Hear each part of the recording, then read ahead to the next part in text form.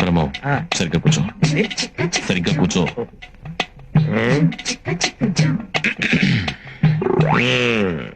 పెళ్లి కూతుర్ని పిలిపించమంటావా? పిలిపించమంటాడు బాబా, అందుకే వచ్చింది. పిలిపించు.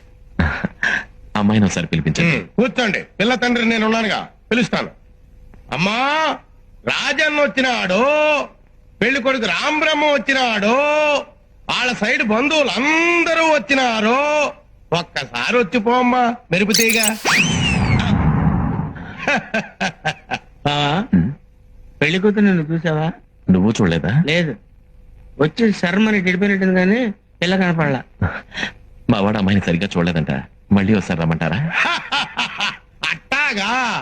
అమ్మా, రాజన్న వచ్చినాడు, పెళ్లి కొడుకు రాంబ్రహ్మ వచ్చినాడు, వాళ్ళ సైడ్ బంధువులు అందరూ వచ్చినారు. ఒక్కసారి వచ్చిపోమ్మా మెరుపుతీగా.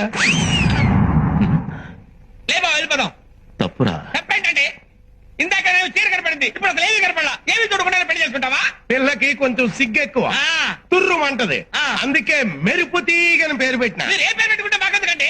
పెళ్లి చూపులు అన్న తర్వాత ఆ పిల్ల ఎదురుగా కూర్చొని నేను కూర్చొని లుక్స్ మాత్రం మాట్లాడుకోవాలి కదా. అసలు మేము పెళ్లి చూపులకు వచ్చావా, గవర్నమెంట్ పరుగు పద్ధతి చుట్టానికి వచ్చావా? రేయ్ బ్రహ్మం, అరవకు. ఒక్కసారి అమ్మాయిని నిదానంగా రమ్మనండి. దాన్నేం భాగ్యం. అట్టాగే.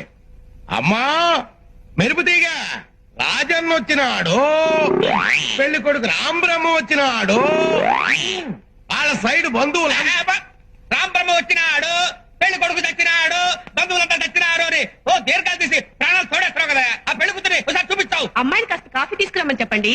అట్టాగా. అట్టాగే.